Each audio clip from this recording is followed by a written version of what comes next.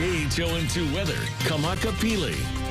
Aloha Pule. Happy Sunday to everybody. Setting up our new week ahead of us, we bring our attention to Molokai, where we start off the day partly cloudy skies. Those makani, those winds remain on a breezy note at 23 miles per hour. Gusts are passing that. But as we progress through the afternoon, drier conditions, more sunshine for Molokai. That's not the same case across all islands, though. We're really going to start to see some changes by tomorrow evening across the islands. Today, some clouds continue to roll in, bringing in some showers across all, especially windward sides, with moistures being caught up in those trade winds. But the source for the showers starting tomorrow may be a little different. We're going to keep the threat for our ua on moderate along with our makani and our kai, our oceans. We still do have a few advisories and warnings issued due to the strong winds, where right now Kona, Kakai, and Molokai 23 miles per hour. Definitely not what we've seen yesterday. That wind advisory has now been decreased down to Lanai, Kaho'olawe, and the Moku of Kohala on Hawaii Island. That's at least until tomorrow morning. High surf advisory now just for east-facing shores till tomorrow morning. Small craft advisory, that's remaining in effect at least until our Po'alua, our Tuesday.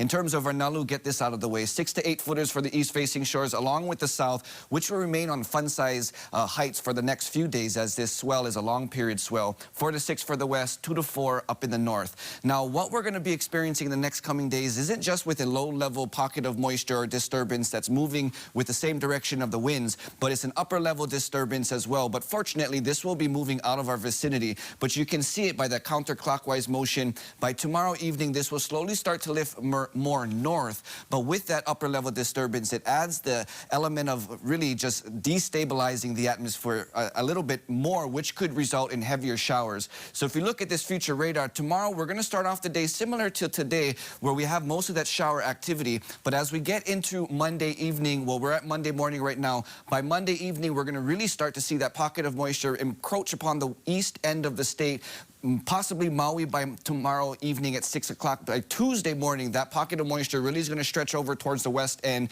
and then continue to move out towards the west by Wednesday morning, allowing drier conditions to come through. So county by county tomorrow, 86 looks to be the high coming in here from Oahu. Rain chances remain the highest for the windward sides, especially towards the east end of the state. Those numbers could increase across all islands, again, as we get in through Tuesday. For today, we've still seen some shower activity come down for Hawaii Island. Many gauges along the east coast has been seeing over an inch, some couple inches of showers for the past 12 hours or so. We'll continue to see that as we progress through tomorrow, but fortunately tomorrow, at least the start of the day, is looking to be a little more dry than we've experienced, at least for friends and family on Hawaii Island this past weekend. As we get into Tuesday, again, widespread shower activity, heavy downpours, and that's going to be a blessing for the leeward sides that haven't been seeing much of those showers. Get back into Tuesday. Trade winds will still remain on a breezy note. That's going to bring back more typical trade wind weather, passing showers for windward sides, allowing drying conditions to come through. Sam, I give it back to you.